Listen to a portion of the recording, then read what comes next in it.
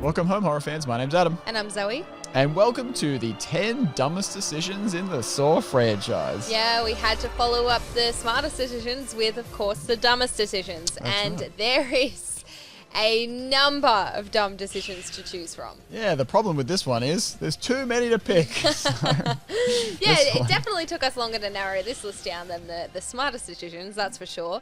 But I suppose we'll just jump straight into it with number 10. We have Addison traps herself in the razor box. Now, this is, you guys said it over and over again in the comments. This is on every dumb list. The old razor box, her quickly going, huh, huh. Ah, no. Not only that, but seeing the tape, the envelope with the tape in it, opening the envelope, looking at the tape, and then just chucking it away, and seeing beelining for that bloody antidote in the top of the razor box, putting one hand in. But not only that, she puts one hand in, she pulls it up, all the antidote comes out anyway, and then she puts another hand in. And it's like, well, what are you going to do with that other hand anyway? Look, You're going to slurp it off the thing with you? Yeah, she was trying to mop it up with the other hand, that's right. How was she going to ingest it? Like, just eat it? You never know, She should get her hand out, just lick it off there. That would probably work, right? This one is a really dumb one, because if she had have only just put one hand in there, she would have been fine. Exactly. And just by the way, though, props to her for the boss move of just turning the tape and going, nah, throw that away. Just like such a boss move. And it definitely worked out in her favour. Exactly right. So, look, we didn't want to disappoint you guys. We had to put this on the list, so let's get it out of the way. The razor box. All right, we know it's a dumb decision. That's our number 10. Speaking of dumb decisions. Number 9. At number 9, we have another one from Saw 2. Another one from Saw 2. Yep. We have Gus peeping through the eyehole. Yes, another one. Okay, all right. We knew we had to put this on the list. It's just stupid.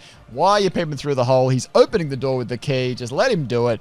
No, you want to look through the hole? What do you think you're going to see there? Nothing, all right? You know, it's so funny about it. Again, the envelope that they have says, do not attempt to use this key on that door. Yes. They use it on the door, but not only that, you get Gus looking through the eye hole while it's happening. These guys just don't. You can't do anything. He tells you specifically, don't use the key.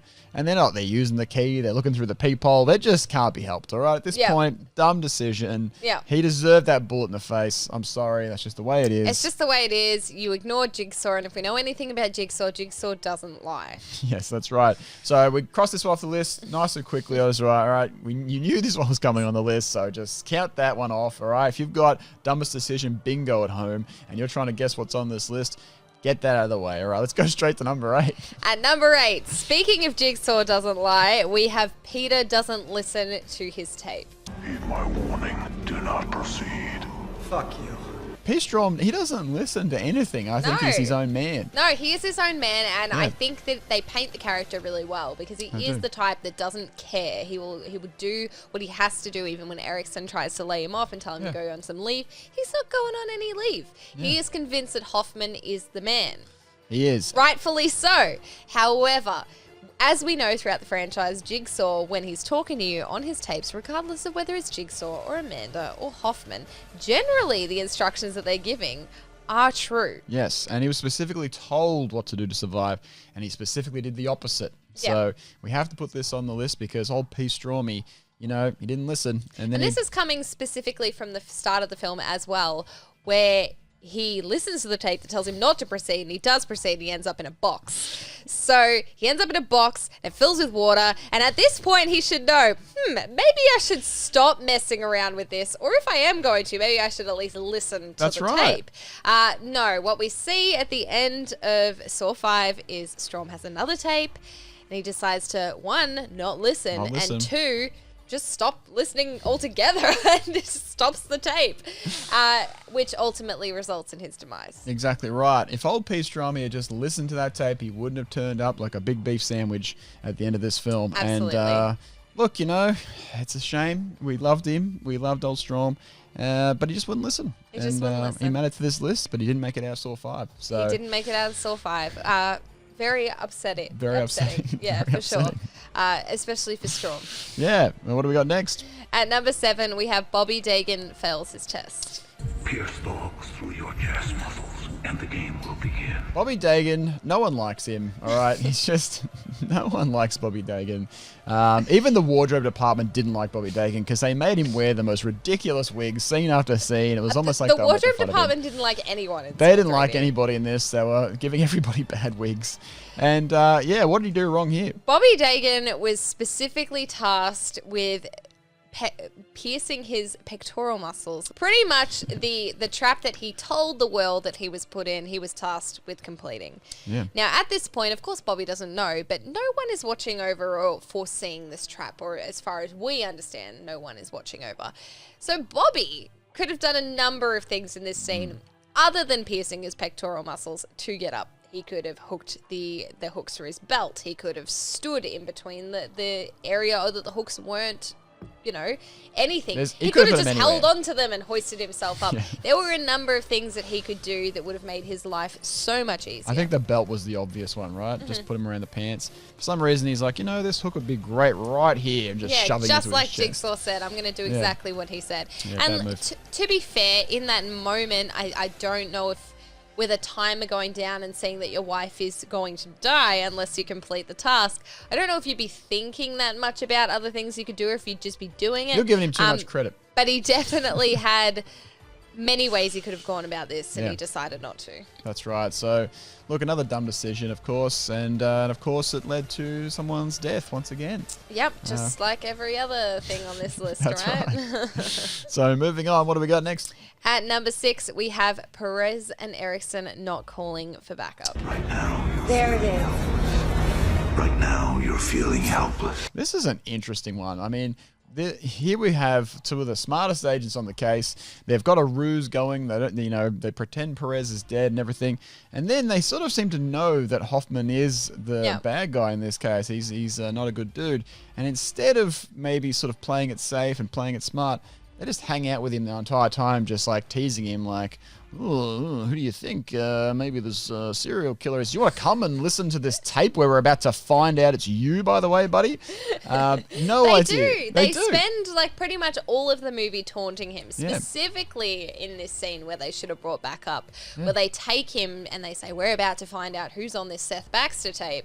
They take Hoffman there. Hoffman knows it's him. They know it's Hoffman, and they don't bring any backup to help for when they have Hoffman there with them. They know what Hoffman's capable of at this point, and instead they're just like, "Nah, we'll be fine." That's right. And couldn't they have at least warned that poor girl in the room as well, who's deciphering the tape? She didn't even see it coming. No. She was the first to go, right? No, she was the first to go. She was used as a bloody meat shield. Like, it's insane that they were just like, "Oh, we'll be fine. Hoffman's just a big old baby. We'll be fine." What's the go? I mean, if you know someone is pretty much a serial killer at this point, and done something as gruesome as that trap for Seth Baxter, maybe you'd take a little bit of caution. But for some reason, they were just like, "Yeah, you know what? Who cares? Just like let's just like let him know it's all on the table right in front of him." Yes, so definitely a very, very dumb decision on their part. Yeah. And to bring Lindsay back and be like, "Oh, Perez is alive." Just kidding. She's not anymore because she didn't call for backup. And that's the worst part of this, you know? The big ruse of her dying and then bringing her back just to die again. Yeah. Really not ideal. It's the same thing with Strom, of them putting Strom in this inescapable trap at the start of Saw 5. And they're like, "Ha! He escaped." And then at the end, they're like, "Never mind, he's dead." How cool was it? He figured out how to get out of a trap. Or even Daniel Matthews bringing him back for Saw 4 and they're just crushing him with a giant ice block at the end. Eric Matthews, but yes. Eric Matthews, yes. I got that confused last time too. Eric Matthews, look, we won't go into this too much, but Eric Matthews wanted out. So anyway, let's move on to the next one. Next up, we have Jill putting Hoffman in the reverse bear trap. Yes, so you don't like this idea much. You think she was not very bright about putting the big Hofster. It's so silly. I think it's so silly on Jill's end for John leaving her this box instructing her to put Hoffman in his final test or to test him and telling Hoffman that he had a test coming and he better watch out. Yep. And then having Jill be the one to do it. Not only that, but John asking Jill to do it just seems really dumb. Yeah, look, they could have easily thought this through and thought Jill versus Hoffman, who's going to come out on top? Maybe don't poke the bear. But I always say, look, I think John Kramer just didn't like Jill very much. So I think him setting Jill onto Hoffman, he knew that she was going to fuck this one up pretty much. And it wasn't going to end honestly, well. the whole idea of it is so silly to me. Like, let's put Jill, this very tiny, petite woman who is a doctor or a rehab clinic worker or whatever, owns a rehab clinic, against this cold-hearted killing machine. Let's have Jill try and kill him. Yeah, it's that's gonna work. not a good idea. No. Hoffman was always going to win this battle or whatever, and he's also going to beat Dr. Gordon in Saw 12 too.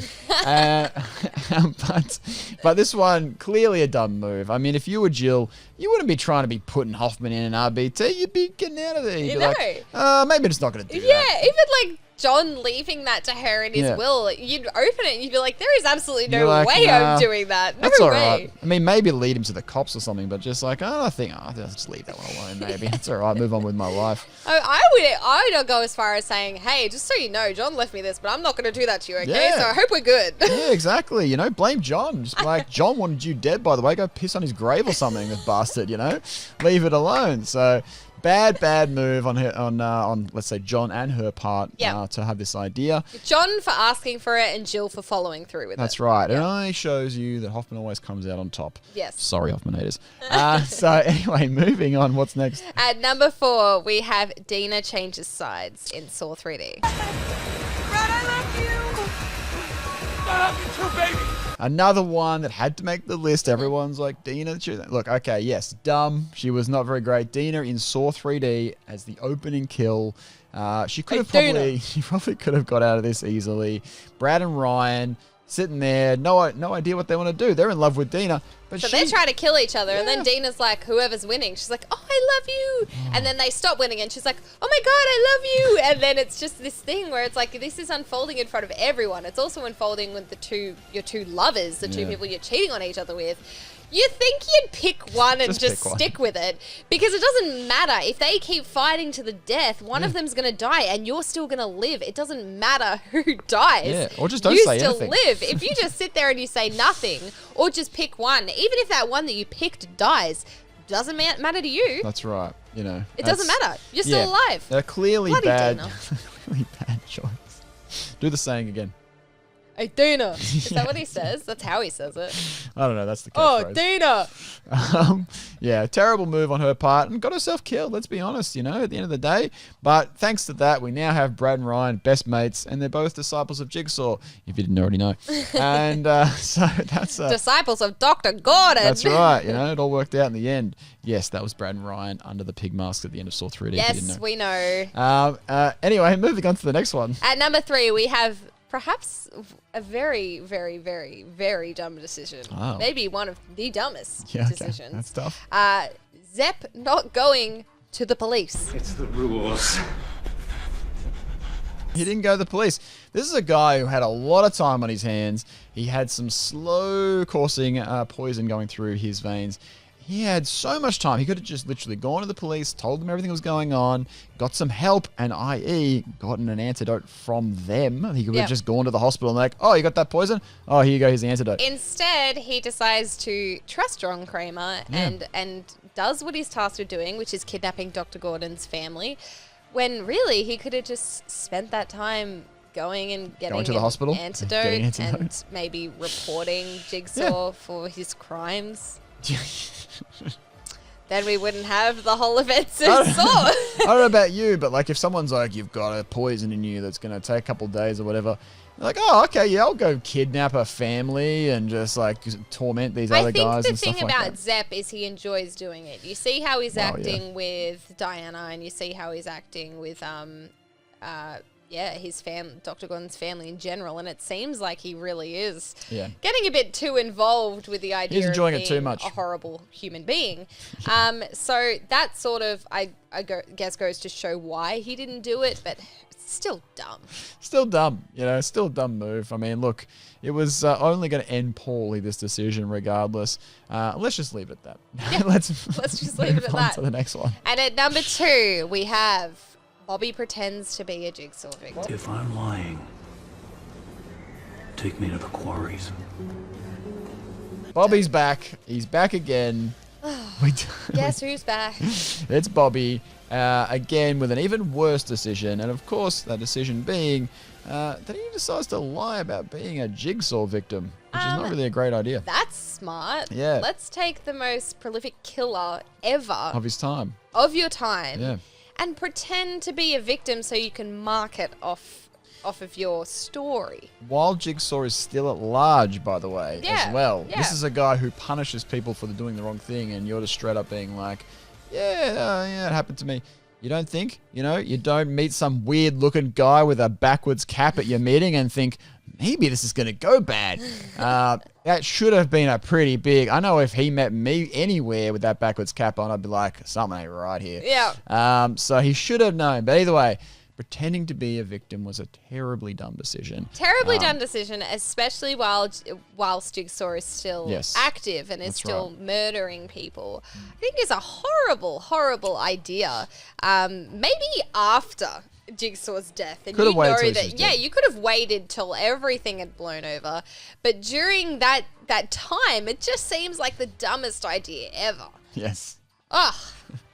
It was dumb, but that being said, it wasn't the dumbest idea because we still have one left. We have The dumbest idea, the number one dumbest idea in the Saw franchise. we have one idea that is the dumbest of them all. The dumbest decision And was... are we ready for number one? Number one. Wait a second, before you reveal it, I want to see everyone pause the video right now. I'm going to give you plenty of time. Pause the video, write down the comments, see if you can guess what the number one dumbest decision is, because no one is going to guess what the dumbest decision is. And if anybody does, I'll be very surprised, all right? So if you haven't paused it by now, I'm waiting.